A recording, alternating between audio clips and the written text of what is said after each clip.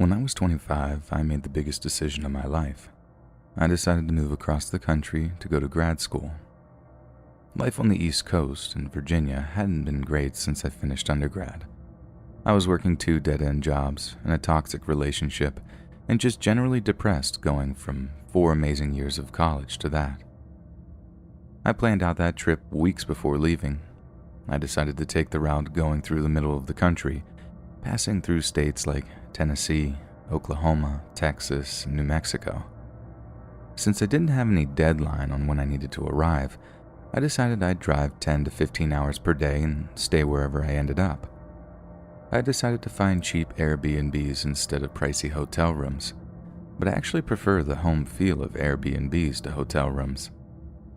My first day was the longest, driving 14 hours to Nashville. I got checked into my rental, got some barbecue, and fell asleep watching Breaking Bad. I hit the road early the next morning. The free feeling of driving cross-country is something I can't recommend enough to anyone. After driving for about 12 hours, I was feeling the stress of being behind the wheel for so long. I stopped for a coffee and to book my next stay. I was an hour east of Oklahoma City, which had tons of more options, but since I felt myself nodding off, I figured it would be a safe bet to find something closer. As I scrolled through the app, I came across an entire cabin for $60 a night. The caption read, "Bob's Mountain Getaway." The cabin itself looked simple. It had aluminum siding with a sheet metal roof. I wasn't looking for luxury since I was basically using the place to sleep.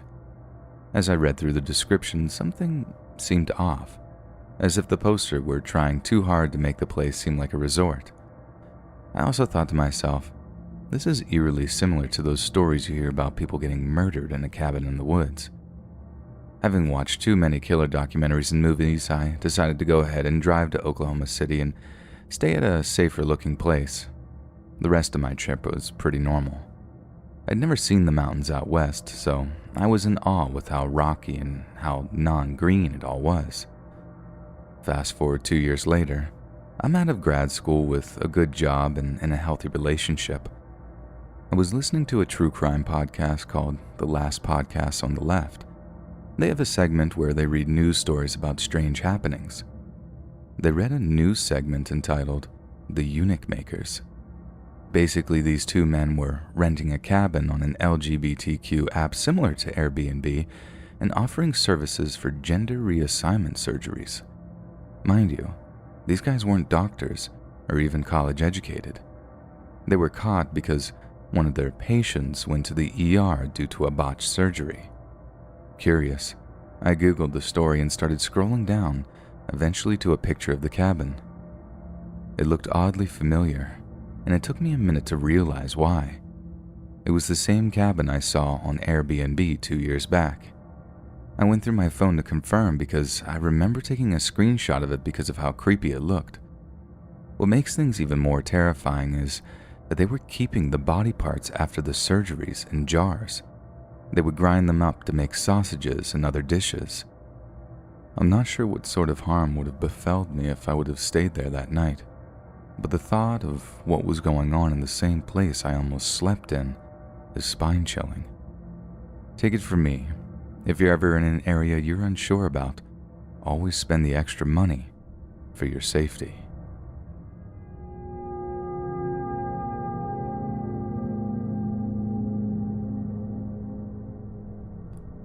I love to drive, like hours-long drives to nowhere with no destination in mind. Just me, my music, and the road ahead of me.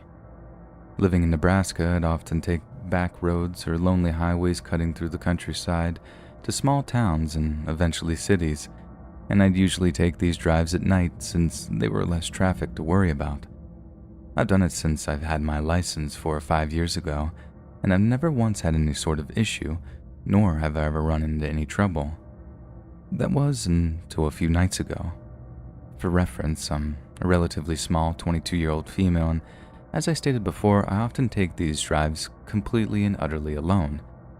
They're a good way to clear my head when I'm stressed, upset, or overwhelmed, or for me to get a plan together to sort personal issues out.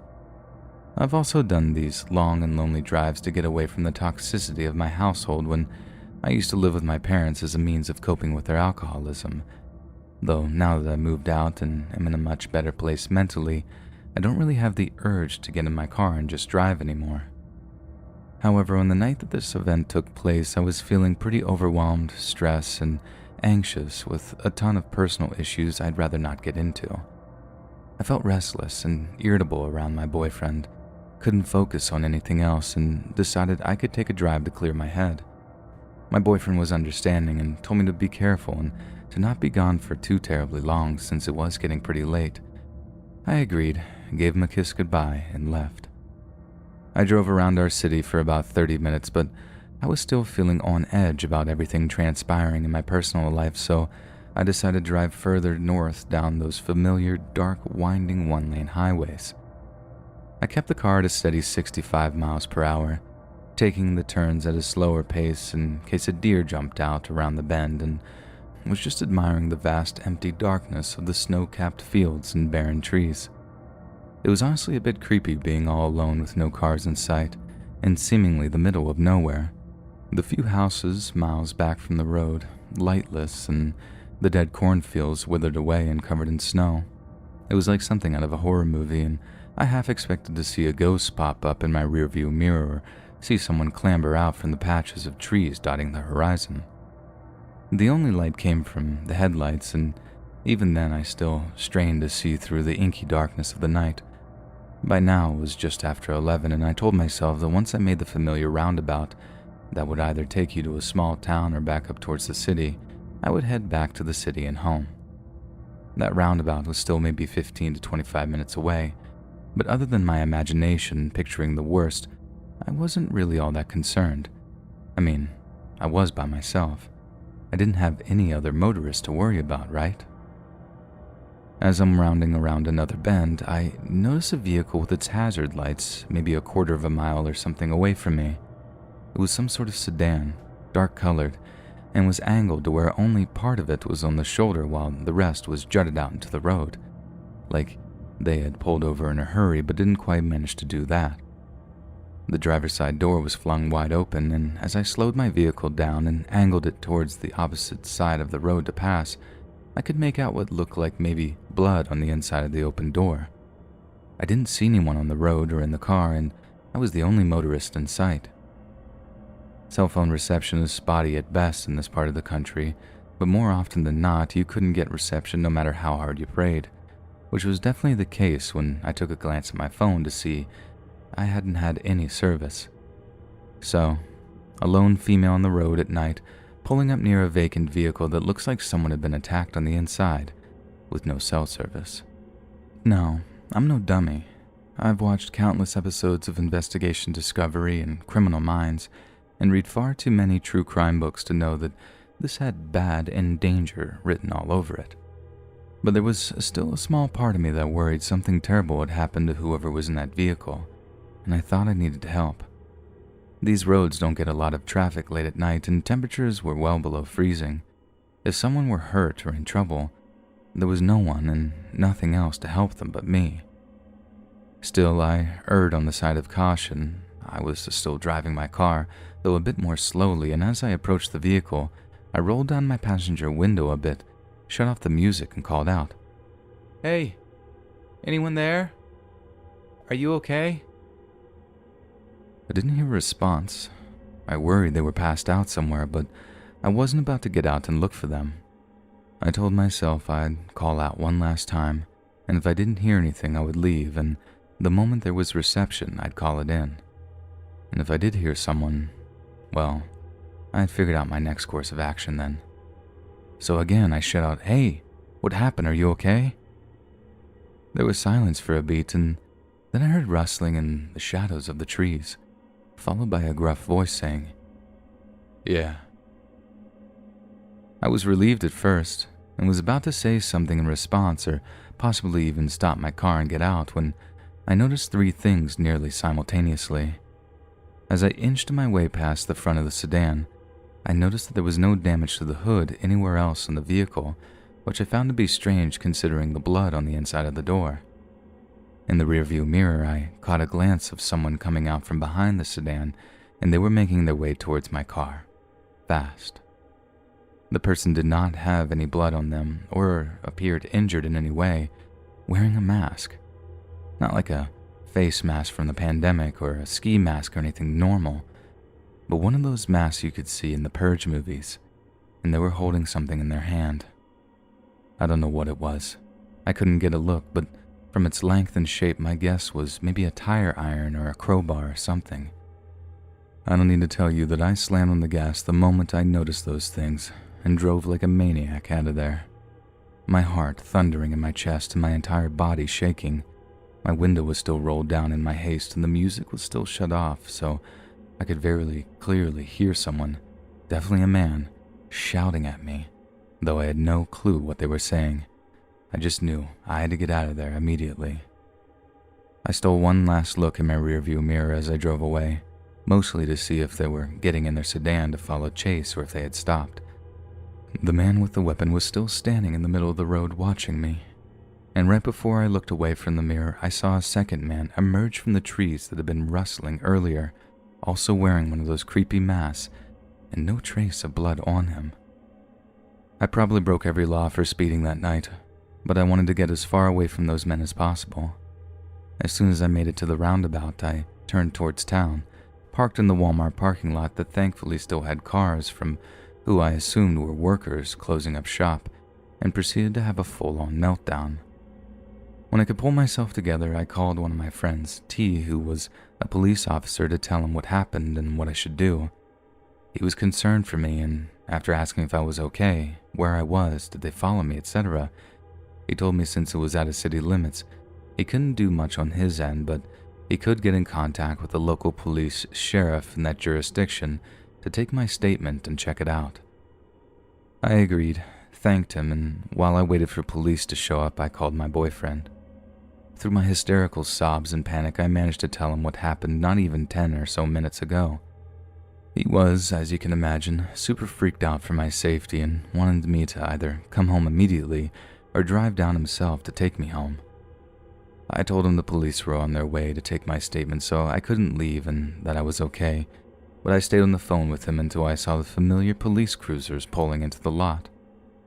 I gave the police my statement and they assured me that they would go back to the spot I told them that the sedan had been to take a look, and they would try to catch the guys who did it, though with no cameras and no description of the men, I wasn't sure what they'd be able to do. I didn't even get the license plate number, though at the time of my panic, the thought never came to mind until the police were asking if I got it. All they had to go off of was a dark-colored sedan and two guys with masks. After I gave my statement, I went home and stayed curled up close to my boyfriend the whole night, listening to every sound the house made in fear that it would be those guys arriving any minute to finish whatever it was they started. Since the incident, I haven't heard back from the police about whether or not they had any leads, and I'm not sure if they ever will. I'm just thankful I'm still here and that I didn't stop my car or get out. I'm not sure what would have become of me if I had. I still had so many questions that have no answers. What were they doing? Why?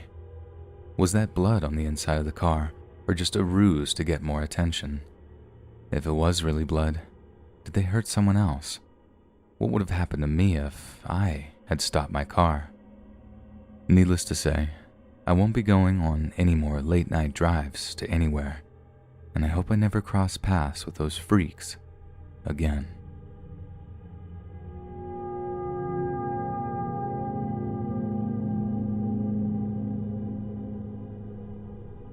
The story takes place in the summer of 2001 in southern Rhode Island, where I'm from.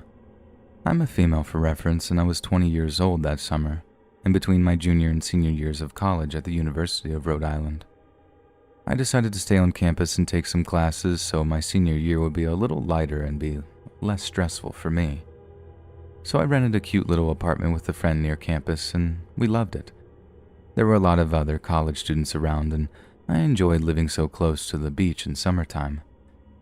My schedule was pretty open, so even though I was working and going to school part-time, I had a lot of time to myself and loved the freedom I had to do whatever I wanted.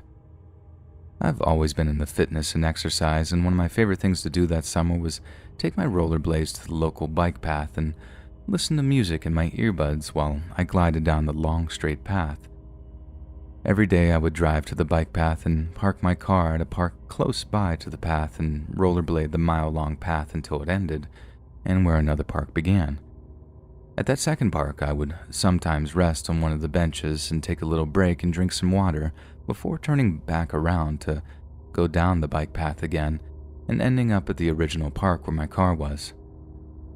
2 miles every day. It was fun and great exercise, right up until this incident I'm about to chronicle for you. On this particular morning, I slept in and was running late getting ready for my daily workout. I couldn't find my earbuds anywhere. They were not where I normally left them on my kitchen counter, and after spending some time looking for them around the apartment without any luck, I just said screw it and decided to go exercise without them. I get to the park, put my rollerblades on, and start my first mile. It was a beautiful July morning, and I was enjoying myself when suddenly, unexplainably about halfway through the mile, something felt very off. The temperature was in the 80s, but I had goosebumps all up and down my arms and legs. The hair on the back of my neck was standing up, and I had an intense, sinking feeling of dread in my gut. I've always had a very strong intuition. I trust it with my life. I have felt this feeling before in the past, and it has always served as a warning. But I kept on skating, becoming very aware of my surroundings. Fight or flight was kicking in, and I didn't even understand why. And that was when I saw him. There was a man up ahead of the trail off to the side of the path. The first thing I realized was that he was taking steps backwards off the path. He was trying to hide from me behind a tree, but I could still see his face from a good distance away, watching me like a dead-eyed predator. He stood there with his hands in his front pockets, not moving at all. As I skated closer to him, the dread in my stomach grew. I noticed he was not wearing workout clothes. He had an oversized hoodie, jeans, and work boots, nothing you would wear if you were there to exercise. Now, I had to quickly make a choice. Though I stopped and turned around the way I came from, possibly endangering my life by losing the speed and momentum I had gained. Do I keep skating past him and hope he doesn't rush me from the side, pushing me off the path? The fear I felt turned quickly to rage. Now, a quick backstory on me. I am no stranger to violence and assault from men in the past. I thought, why should I live my life afraid? Why should I kowtow to these men who think they can just take what they want from me? Do they think I'm just going to keep taking it? I felt my hands ball up into fists, my jaw jut out in defiance, and I decided to stand my ground. Something told me that as I passed him, that I need to remember everything about what he looked like. I noted his dark eyes and beard, his plain blue baseball cap, hoodie, jeans, and construction boots. I could tell my nostrils were flared and my eyes were flashing anger, and I glared at him with an intensity that said, I see you there, and I'm ready to fight you if need be. We maintained eye contact for what felt like a long time, but could not have been more than a few seconds. Then he actually broke eye contact and looked away from me. I knew he had changed his mind about whatever he was considering doing to me, but I was still not safe yet. I flew as fast as I could to the second park and got off the bike path. Now I was in a tough position. My car was a mile away, as was my shoes and cell phone. I couldn't go back down the path again and risk passing him a second time. He might have moved. He might have been hiding in a better place waiting for me, knowing I would need to go down the path to get to my car again. So I took off my rollerblades and made my way over to the road that ran parallel to the path and walked the mile back to my car in my socks carrying my skates. It probably looked a little strange to drivers that went by, and the walk seemed to take forever. Once I saw my car, I ran as fast as I could and locked myself in it. I never went back there to rollerblade again. Unfortunately, the story does not stop here. After the incident, I went on with the rest of my day. I went to class, I made lunch in my apartment, I got ready for work, and I went to my closing shift where I worked as a waitress. I returned to my apartment complex at about 10 p.m. to find my neighbor yelling excitedly on his cell phone in the parking lot, pacing and smoking a cigarette as he talked. He and his girlfriend lived upstairs. I didn't know them well, but they were friendly enough. She studied nursing and he was a business major. We all hung out shortly after move-in day, drinking beers and smoking on their balcony, and I thought they were both pretty nice people. I parked my car and started walking towards the building just as he was hanging up from his call. I nodded politely towards him and offered him a friendly greeting, something like, "Hey, how's it going, man?" Seeing his face closer now under the lights, I could tell that he had been crying. He told me his girlfriend was in the hospital. She had been attacked and violated by a strange man, and was recovering from various injuries, most seriously a head injury from smacking her head on concrete. As he described to me what happened, I felt tears rising in my own eyes, and it felt like I had been punched in the stomach. What I said next to him made his jaw drop. I said, "Did it happen on the bike path?" He incredulously said yes, and demanded to know how I knew that. I told him I knew who did it, and I explained what happened to me that morning. He immediately asked if I would talk to the police and give a description of the man. Because of the little voice in my head that told me I needed to remember everything about his appearance, I was able to give a full, detailed description of this man to the police. For months after this incident, I checked the news to see if he was ever caught, but I never heard that he was. The girl he attacked did make a full recovery, and shortly after returning from the hospital, she and her parents showed up in a moving van and packed up all of her things from her apartment. I never saw her again. For a long time after that, I felt a lot of guilt about what happened to her. I felt that somehow her fate was meant for me, but I'd skirted it and left it for someone else to suffer through. What did I do to ward off this attack? What did I do that she didn't? The last and most chilling piece of this story, the earbuds that I lost that morning of this incident, the ones that I had looked all over my apartment for and that I had decided to forego using that day because I didn't have the time to look. I found them the next day on the kitchen counter exactly where they were supposed to be. I know for a fact that they weren't there when I looked, and I can't explain why they disappeared that morning. I know my roommate didn't take them. I can only suppose that my awareness of the situation was the thing that saved me in the end, and some higher power was looking out for me that day.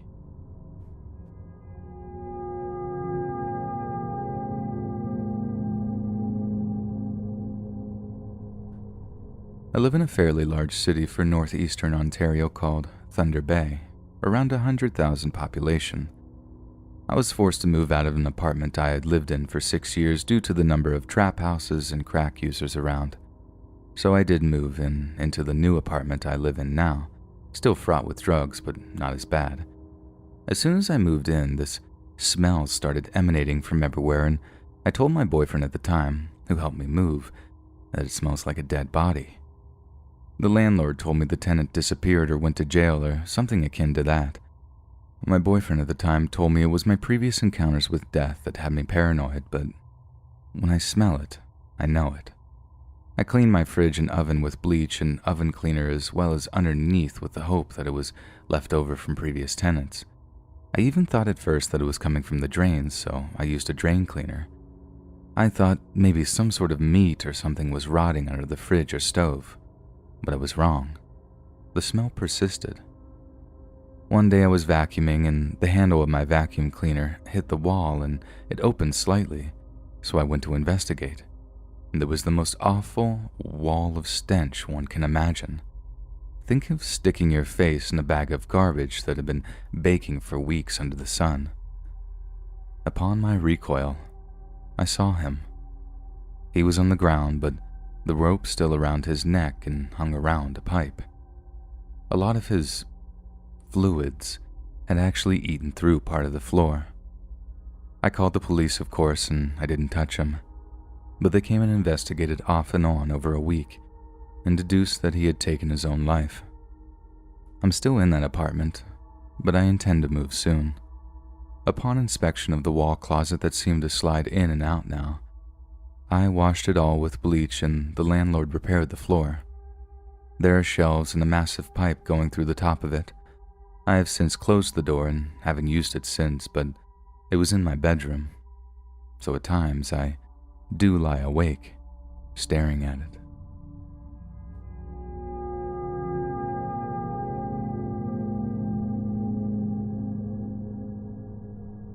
A few years ago, I was using Tinder to meet friends and find a partner, which I now realize was a bad idea.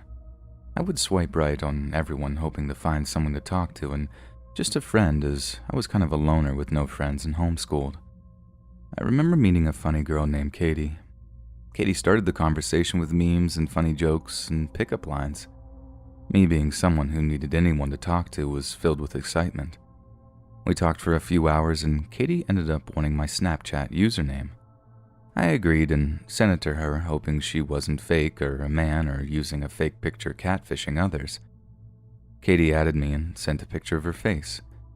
To my excitement, Katie was real and just as beautiful as her pictures. After a week of talking with Katie started asking personal questions that kind of raised some red flags. Where I lived, what my address was, why I lived with my family. I never sent Katie my address, but in my head, red flags started raising as she would often guess what I was wearing, or she would tell me she likes my Blink-182 shirt before I had even snapped her a picture. I remember always feeling like I was being watched and always looked over my shoulder. Not knowing about the Snap Map update at the time, I didn't think anything of it. A few days later, Katie had posted to her Snapchat story.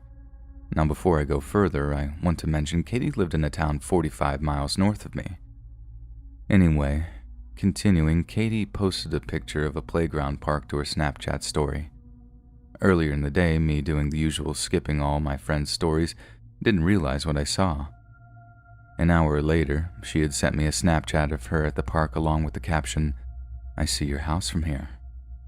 To my disbelief, I realized she was at the park that was about a 3-minute walk from my house. Panicking, I responded asking where she was. She responded with the name of my city. Asking her what she was doing here, she had stated that she wanted to surprise me and see me. I had asked her how she knew where I lived, and she said that she had her connections. Now, I wasn't looking for a relationship with Katie. She was a nice girl, but not someone I'd be in a relationship with, especially since Katie had an 18-month-old daughter. I told Katie I was a little creeped out by her knowing where I lived without me ever telling her. That had made her really upset. Katie started arguing with me and telling me how I didn't appreciate her taking the time to surprise me. Keep in mind, we didn't plan a date, nor was I interested in a relationship with her. I remember Katie saying something really rude to the point where I had to block her. A few hours later, I had ran to McDonald's with my father to get dinner for my family. As we were ordering, I felt my stomach drop and felt a cold breeze overcome my body. I felt something off. As I had turned around, I saw Katie standing behind me looking insanely upset.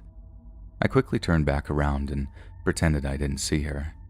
I hear my name come from her mouth and my father looks confused. I turn around and walk up to her, and she chews me out again asking why I'd blocked her.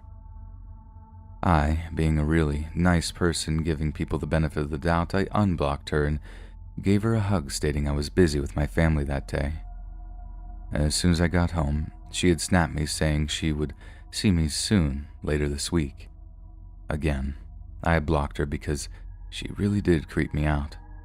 A week goes by, and I had heard nothing from Katie.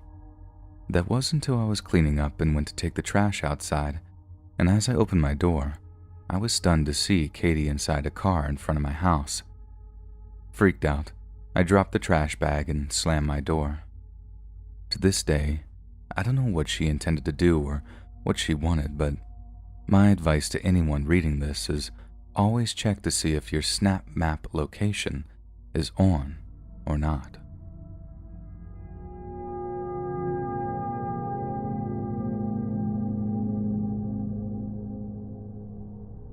I was 19 when the story happened back in 2017, and it takes place in Vienna, the capital of Austria. I met my ex-girlfriend, Victoria. I met Victoria on Tinder and decided to go out as we'd been chatting for a few weeks by this point. We decided to meet in the restaurant for our first date, and things went really smooth. She eventually moved into my apartment, and this is where things started to take a turn for the worst. She really hates me talking to any friends of mine who were female. I told them they were just friends, but she didn't care. She then blocked every female friend I had while I left my phone on our bed. Looking back, I should have known things would only get worse rather than better, but at the time, I thought she was just being protective of me, and I found it kinda cute. She then started thinking I was cheating on her every time I went outside without her, and this started to get annoying, but stupidly I let it slide. I also once caught her holding a knife and giving her arm a few cuts. This deeply worried me, as I knew at the time that Victoria was struggling mentally. I asked her why she did this, and she said it was a statement on how much it hurts her when I leave the house without her. I told my friends about the situation, and they said I should have left her then, but I didn't listen to them. I thought she was going through a rough time and that everything would go back to normal. For a month, everything was normal and no cheating accusations, just two lovers loving each other. I was quite happy with the way things were going until I came back from visiting my parents and I saw blood on the floor. I immediately called her name but got no reply. I then thought to go check our bedroom, and Victoria was there, her arm slashed with a lot more cuts, and all my clothes were scattered on the floor. This was the last straw for me. I told her we were done. This made her worse. She started crying and saying she was sorry and that she'll change herself. She was refusing to leave my apartment, however. Eventually, her friend got her out of my apartment, which took a long time. And you may think that the story ends here. Sadly, it doesn't. A few weeks later, after we broke up, she started following me home from work. I saw her green eyes always watching me. She also posted letters to my house asking for a second try. I filed a police report, and they didn't do much to help the situation. I also moved out of Vienna 2 months after the situation, and I hope that Victoria got or gets the help she needs.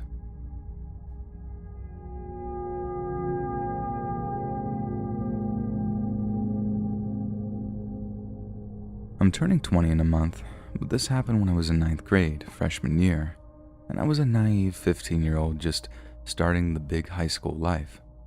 I live in Hungary, so we have a different school system and such, but bear with me.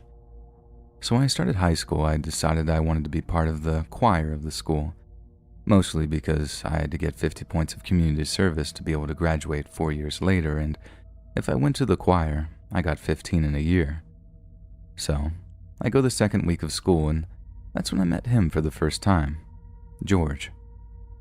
So we go around, everyone says their name and a few things about themselves, the usual. I didn't even notice him at first because he was sitting at the back and he was very quiet the whole time. Well, everything goes well, my life goes on, nothing really happens. During my first 3 weeks, I decided to take part of a school program that focuses on students with good grades and an interest in nature and the subjects like physics, biology, etc. I joined because I was obsessed with chemistry and biology at the time, and I wanted to do as much as I could.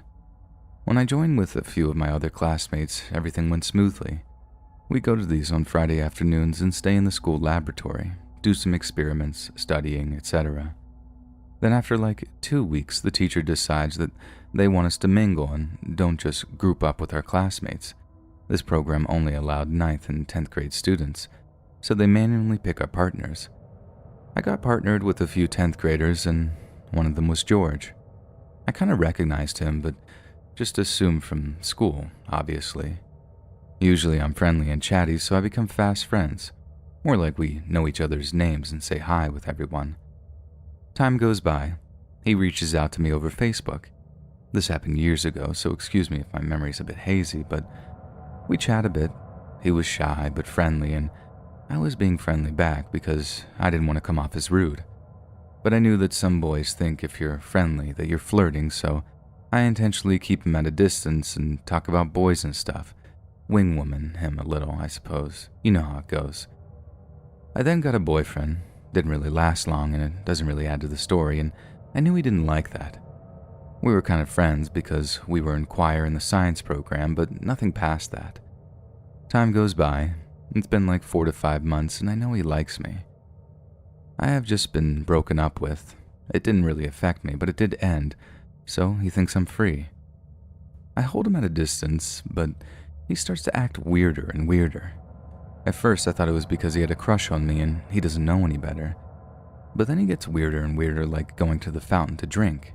It was located next to our class, so when he drank, he saw what was going on in the classroom, but kept watching the time, and whenever he saw me talking to them, he wouldn't leave me alone until I told him who they were and if they liked me or not. Mind you, we aren't even really friends at this point. He keeps following me in school, on field trips with the choir and the science program. One time I caught him taking pictures of me, but he laughed it off when I confronted him. One time, he was showing me pictures on his phone. We used it in an experiment in the science program, and he accidentally showed me a picture of my own butt. I was standing normally, with my back to him, talking to my other friend in the program, and he took a picture of my hindquarters and legs. I know it was me because I was still wearing the same pants and shirt. He laughs it off again, says it must have been an accident, but the photo was clear and I was perfectly in the middle. I get even more weirded out, and I distance him more. Time goes by, him texting me the same or even more, and me trying to ignore him and curve him softly and nicely. Before anyone says I should have been firmer, I understand your point, but we also had many mutual friends and we were still in the program and choir, and I didn't want to make it awkward for everyone. So I kept blocking his attempts of breaking out of the friend zone, even though that's not real and he wasn't my friend. He was still following me, looking up everyone I knew, on Facebook, Instagram, every social I had. He started this stupid game where he would tell me what I was wearing even though I didn't see him at all that day or week. He didn't have many friends, especially in my class, so no one had told him what I was wearing. I don't know how he knew what I was wearing because me and my friends, even my friendly classmates, looked out for him. The worst in this was the embarrassment I felt when my friends would see him and everyone had to focus on keeping me out of his sight, and even them feeling uncomfortable by his presence and creepiness. One time I was wearing a knee-length shirt with normal t-shirt and black, not see-through stockings, and he messaged me, in his mind a joking way, but in reality very creepy. I had to go to the bathroom because I almost had a little problem in my pants, meaning he almost creamed his pants. Gross. I ignored him more and more, ghosting him, looking away, not talking to him, hoping he would take the obvious hint and buzz off, but it gets worse. His texts would get more intimate, more creepy, asking why I'm ignoring him, gaslighting and manipulating. I felt super uncomfortable every time he was just in the same room. My birthday was coming up, and a week before he sends me a screenshot of his gallery in his phone, and he has a whole folder of my pictures. Over 47 pictures of me in it. Some he screenshotted my story or downloaded my uploaded pictures. After that, I don't upload at all, or even today, way less frequent. I blocked him finally, but he messaged me on another platform. Why? I understand that you hate me. I get it, blah blah blah, and more gaslighting. I felt bad because he didn't have many friends, so I unblocked him, which was a huge mistake. He thought that meant that I liked him back. After that, he was unavoidable. At every school function, every day, he would find a way to annoy me and my friends. He spread the rumor that we were together and that I loved him. I had to find a new route to the bus station because he memorized where I went and he started to go that way, even though the dorms were in the opposite direction, just so we could coincidentally meet. Finally, summer is here. We go on break, and he goes home from the dorms. He lived in the capital, I lived in a small town 80 kilometers away. But he just kept messaging me. The usual creepiness, stupid anime pictures, his favorite that he saw us in. When I posted after months that I went on a motorbike ride with my brother, 22 to 23 at the time, he downloaded the pic and sent it back with the caption, "I want to have a motorbike so I can visit you every day." He kept hinting at the place I lived. Luckily, he didn't know exactly, only where the town is. At this point, he was messaging me multiple times a day, and he wouldn't leave me alone. I didn't message him back anymore and just ignored his existence. I went to a summer job where I reconnected with an old friend who I told everything about this guy. She mentioned that her best friend is a muscular fellow who likes to help girls like me and scare away dudes like that. So I say okay. At this time, I was desperate to get George off my back. I was even thinking of asking a guy friend of mine to pretend to be my boyfriend for money. Well, I met her best friend, and soon after meeting him, like a month, we started dating. I told him all about George, showed him evidence, and he was absolutely disgusted by him. Summer comes to an end. We go back to school. My boyfriend went to a different school in the same city. The choir goes on a trip, and we go to the school's lake house, this stupid little cabin. He is there, of course, and luckily my friends are very upfront and very confident.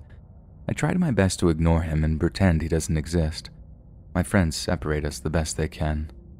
One evening after the choir meeting, he waits for the opportunity when my friends go to the bathroom and I'm alone, so he corners me between him and the wall. I was sitting on a couch, so I really can't leave because he's standing in the way. He reaches out, and in his sweaty hand is a ring. A freaking ring. He says he bought it for me. I tell him to keep it and give it to another girl who likes him back, and he won't let up. And I get more and more anxious that he won't leave me alone.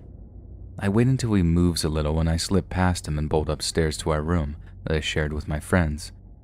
I tell them what had happened, and after that we avoided him even more, even if that's hardly possible. After we got home from the trip, I tell everything to my boyfriend. We weren't quite official yet. He tells me that he'll talk with him before our next trip to Poland, school choir stuff. He does, and George says he will back off, says he's sorry, etc.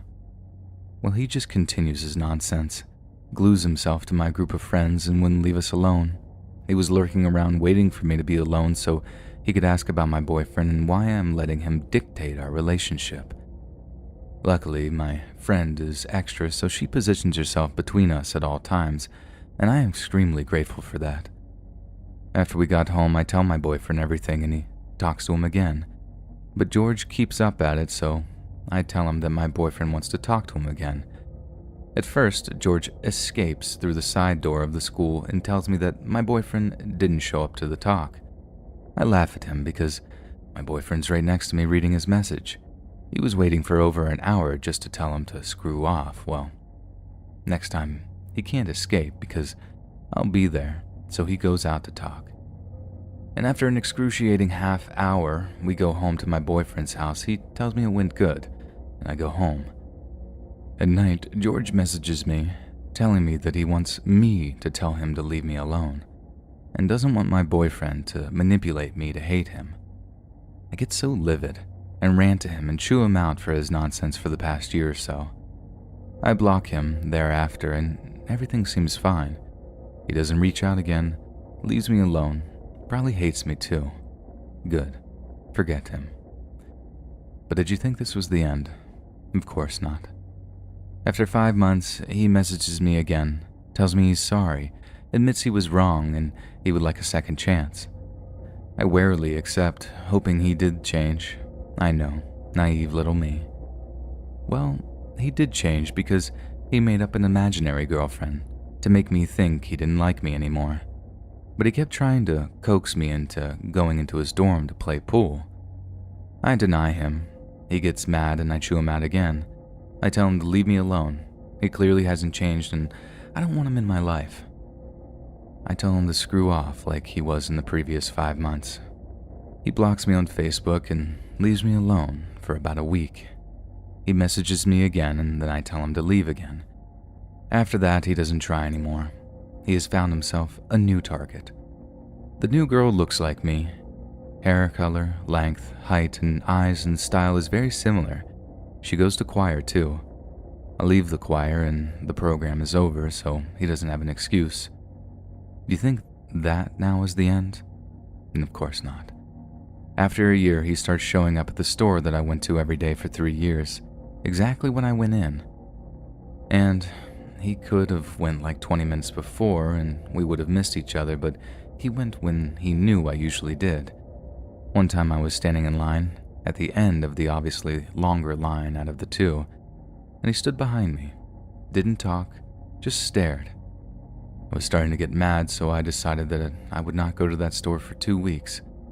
I eventually forgot about it, and after a while I went back to the store at the time I usually did. Before you ask, Why was I going to the exact same time every day? Well, the answer was simple. I got off my 7:05 bus at around 7:45-ish, and this was the only store that was on my way to school. Here, school starts at 8 a.m., so I would just go in at around 7:45, buy my breakfast under 2 minutes, and be done by 7:50, and I still had about 10 minutes to walk the 3-minute way to school. After that, I noticed that when at a school function, he would look at me multiple times and would quickly take his eyes off me when I noticed. But then he graduated and moved to a different city 100 kilometers away. I kept and still keep blocking him. But one time when he was stalking my Instagram profile, he accidentally clicked the request follow button and quickly deleted it. I blocked him there, and it's been quiet since. So, my 9th to 10th grade stalker, George, let's never meet again.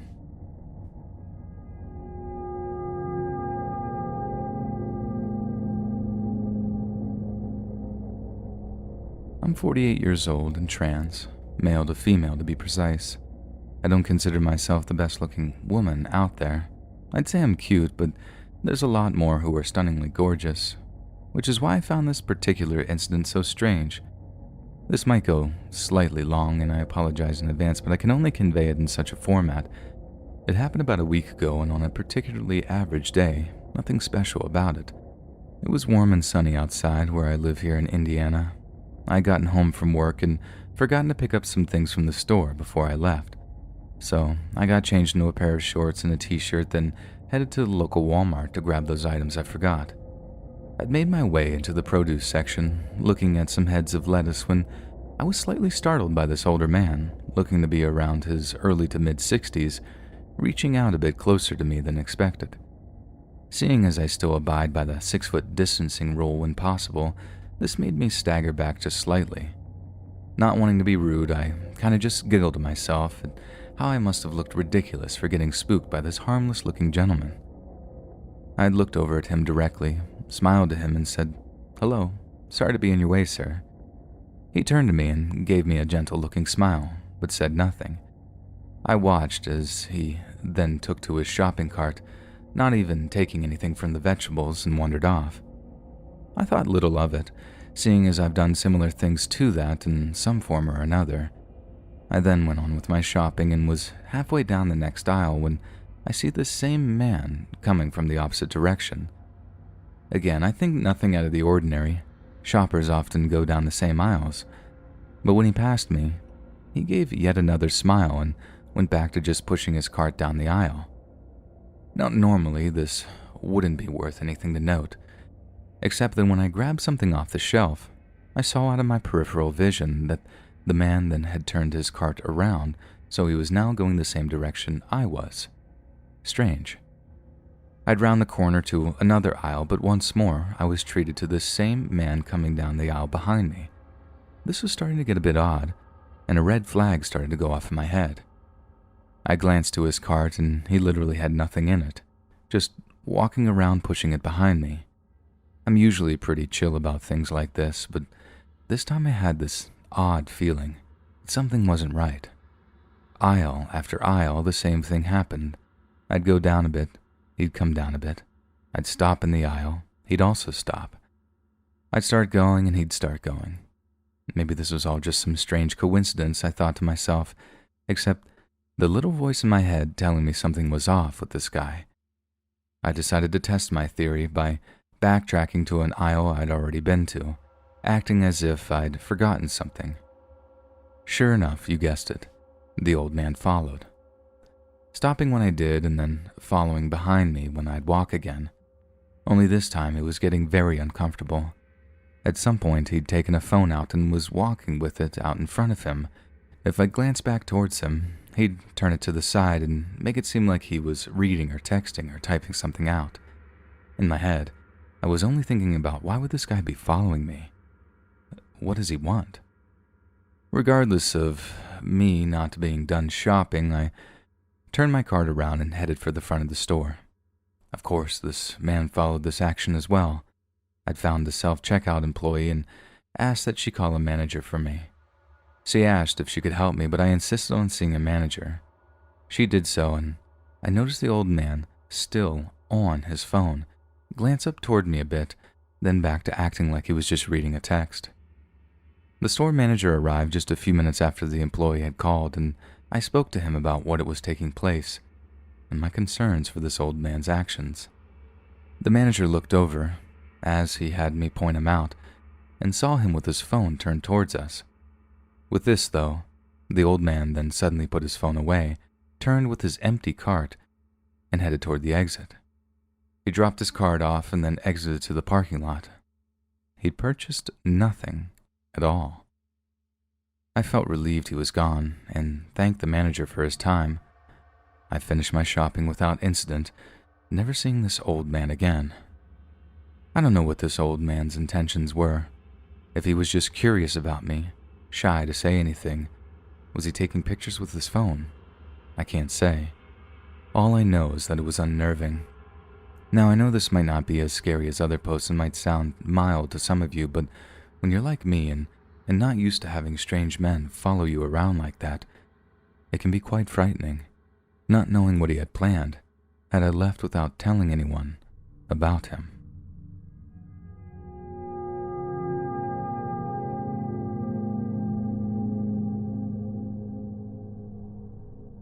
I guess the most appropriate start to my story would be describing my dad as a kid and the house he grew up in, because that in and of itself helps explain some reasons why he was the man he was when me and my sister were growing up.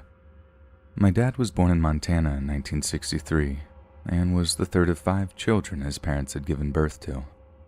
So his household was very hectic, to say the least. Unfortunately, my dad's dad, my grandfather, was not a kind man. He was physically and verbally abusive to his children and would yell profanities at them, slap them around, hit them, beat them, abuse them, and just overall was not a kind of man to be with.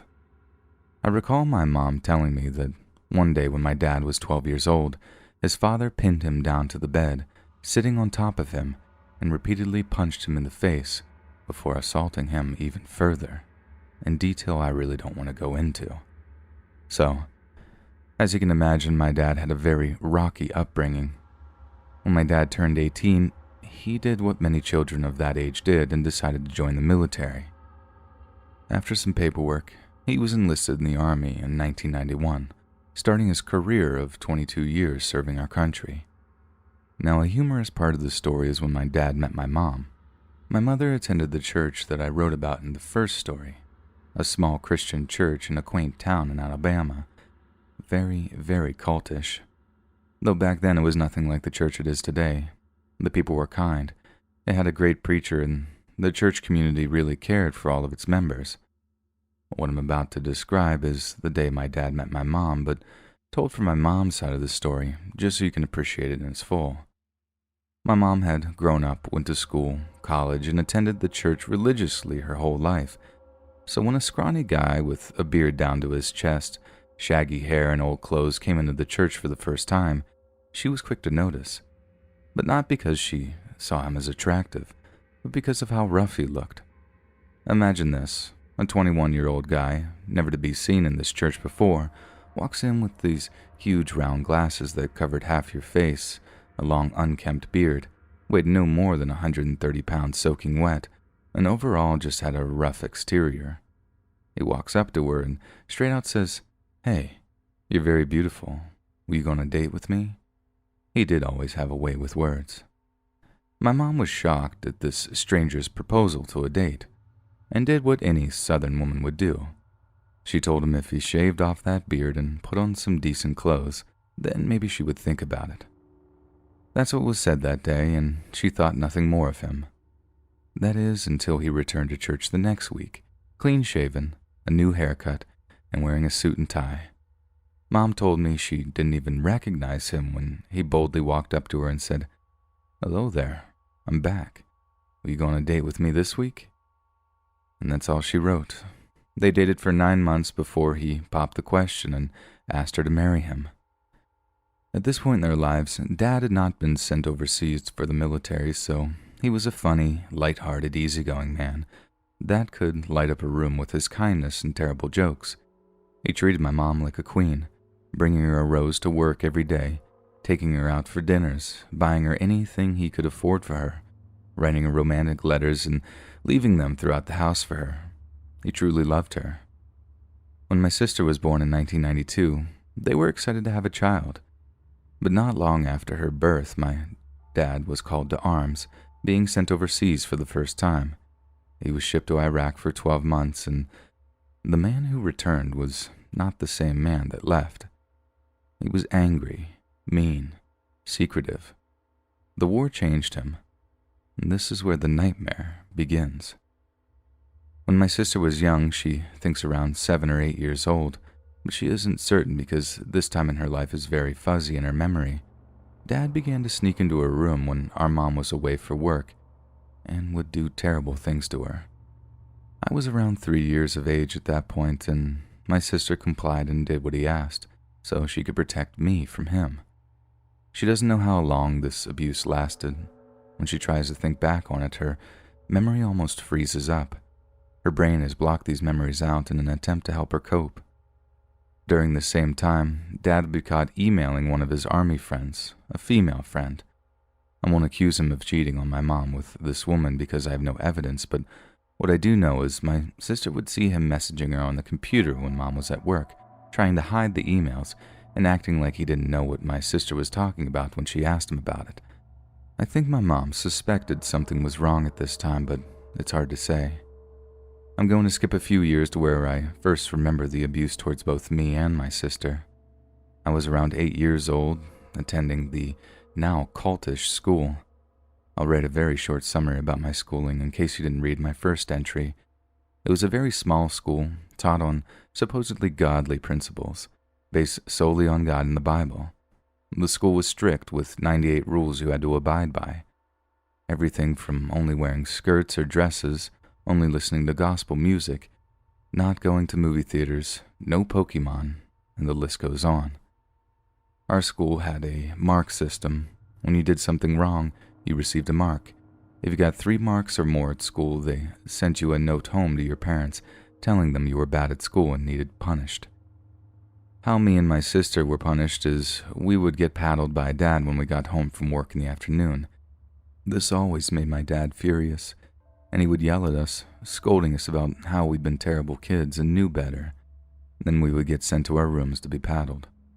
I'm not exactly sure what the real turning point in all of this was. I think it was just simply years of being in the military taking a toll on my dad's mental health, but he started getting more violent with us. When I was 11 and my sister was 17, my dad got sent to a second tour, this time to Afghanistan. He was gone 18 months, and when he returned, he was a terrifying man. He yelled at us for talking too loud. He would slam doors. He would separate me and my sister if we were laughing too much. It was a straight-up nightmare, to say the least. One day, he didn't like something I said to him, something he thought was disrespectful, so he jerked me by the arm so hard it left a perfect handprint bruise on my arm for a few days. This is the time when me and my sister's bond was cemented so deep we couldn't live without each other. We were scared, sad, and depressed, and being together brought such a need for comfort that when we were separated during the days, we texted or made knocking signals on the walls to communicate. One knock on the wall signaled for you to come to the other person's room quietly. 2 knocks meant Dad was coming and to be quiet. 3 knocks meant I love you. When my sister decided to move to Mississippi for college, I truly sunk into my all-time low mentally. We messaged when we could, but my sister's absence in the house left such a hollow hole in my heart that this is when the real depression set in for me. Fortunately, though, Dad was sent on a 3rd tour, again to Afghanistan, so the house finally became quiet. It was just me and my mom in the house, and it truly was the best 18 months as a teenager I had. Apart from school, I was okay. Not great by any means, but there was peace in my house. Me and my mom built a very strong bond in this time together, since we only had each other, but it was short-lived. My dad returned from active duty after a year and a half, and that's when living in my house wasn't just scary, it was outright dangerous. My dad came home broken. He saw things. did things that broke him mentally. He wasn't stable anymore. His PTSD was so severe that he was hospitalized multiple times. He wasn't just angry anymore.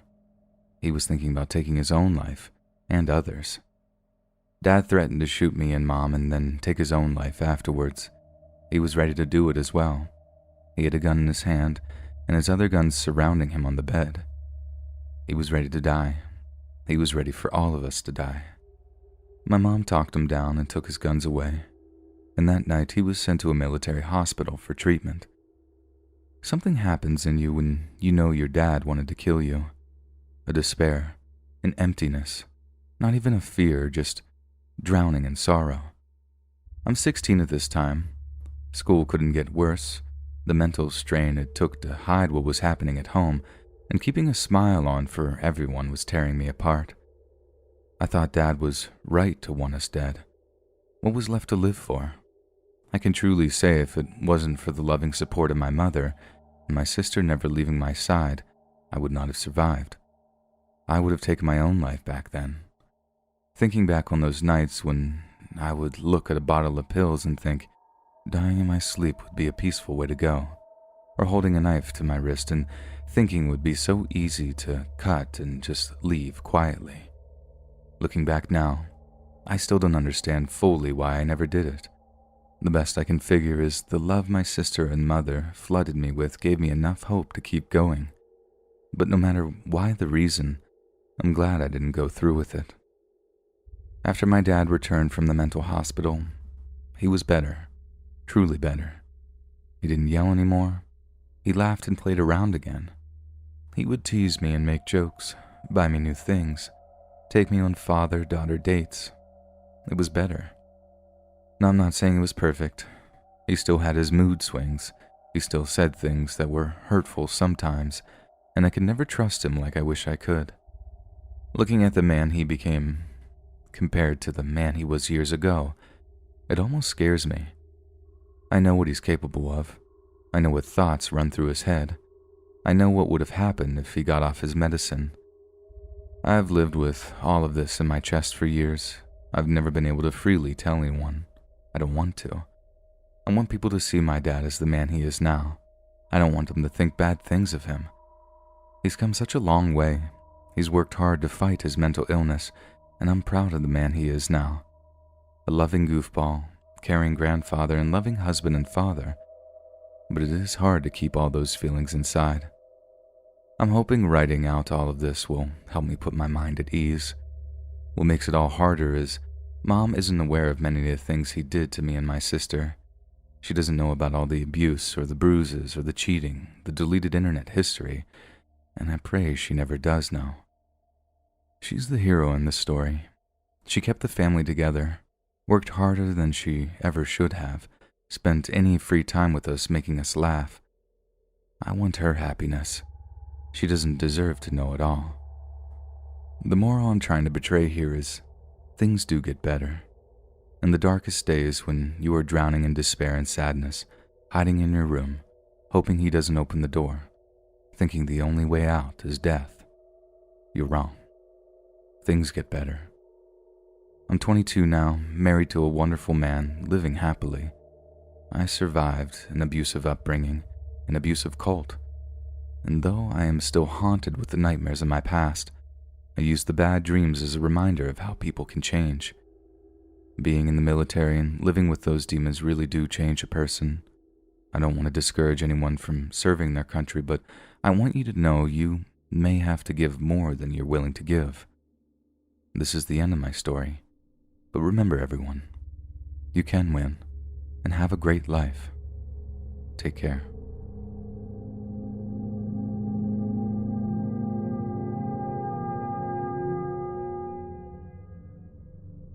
I was born and raised in Fort Collins, Colorado, home of the Colorado State University Rams. It was mid-January 2016. I was 23 years old and had recently started dabbling in the dating scene again. I met a guy on eHarmony and we decided to meet for breakfast at a little restaurant.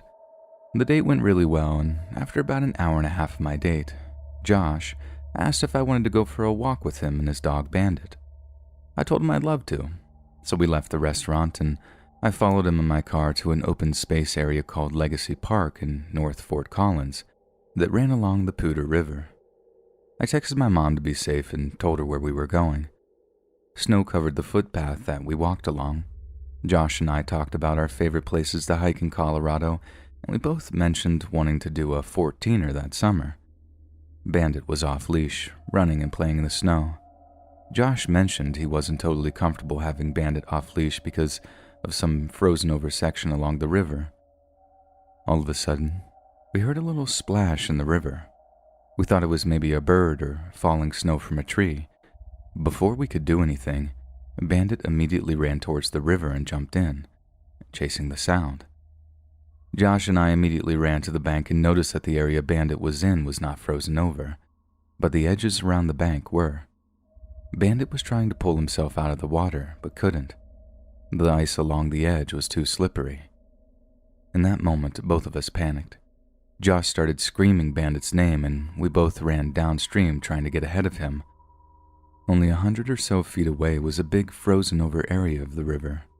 Josh and I started screaming in panic as we both jumped down the side of the embankment, but we didn't get there in time. Bandit went under the ice.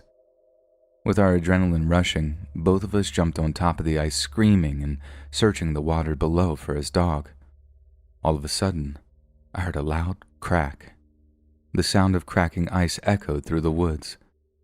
I looked at Josh in fear, and then we both fell through the ice into the frozen water. The water was only waist deep, but the temperature took my breath away. Both Josh and I struggled to get back on the ice, but we were able to pull ourselves up. Within about 60 seconds, Bandit resurfaced on the other side of the ice block. Josh grabbed him by his collar and pulled him onto the ice, and we both swam and dragged him back to the embankment. Josh was screaming for help, and by that time, a few joggers had stopped to help us and had actually called 911. Bandit wasn't breathing, so I immediately started CPR on him while I screamed for someone to get help. Josh was inconsolable. As I was doing CPR, I could hear the sloshing of water in Bandit's lungs, and I knew it was bad. Josh screamed, "We have to get him to a vet. Run back to your car, Hannah. Go get your car." With that, I jumped up and started running back to the parking lot about a half-mile away. I was soaking wet, freezing, didn't even realize right away that I had lost my shoes in the river. I got to my car and floored it through the woods to get to Josh and Bandit. When I found them, Josh had Bandit in his arms and was running towards me. He jumped in my car and I raced to an emergency vet clinic about a mile away. When we got to the clinic, we threw open the doors screaming for help. Several veterinarian staff ran out of the back and took Bandit from Josh's arms. We both fell to the floor sobbing. One of the vet techs stayed with us as the staff vigorously worked on Bandit. At this point, I had no idea what to do. I had just met this guy. I didn't know if he wanted me to hug him and hold him or leave him alone. After about 15 minutes, the vet came out crying and told us that they did everything they could, but Bandit did not make it. The screaming and crying that came after was something from a horror movie. Josh called his family, who were from Arizona. As he spoke to them, the vet staff asked me if I needed anything. I told them that this was actually a first date and I had no idea what to do. One of the staff noticed an open and bleeding wound on my foot and bandaged it up for me. I didn't know it at the time, but I also had 2 broken toes and had ripped off my big toenail. I know this isn't necessarily a scary story, but it was the worst first date and worst day in general I'd ever had. My heart is still broken over 5 years later as I write this story. Love your animals and hold them close. And rest in peace, Bandit.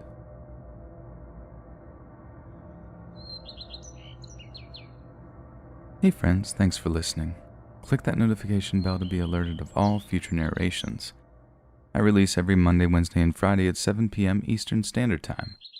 And if you got a story, be sure to submit them to my subreddit, r/letsreadofficial, and maybe even hear your story featured on the next video. And join me on a live stream on random Tuesdays, Thursdays, and Sundays. And if you want to support me even more, grab early access to all future narrations for just $1 a month on Patreon, and maybe even pick up some Let's Read merch on Spreadshirt. And check out the Let's Read podcast, where you can hear all these stories in long compilation form and save huge on data, located anywhere you listen to podcasts. Links in the bio. Thanks so much, friends, and I'll see you again soon.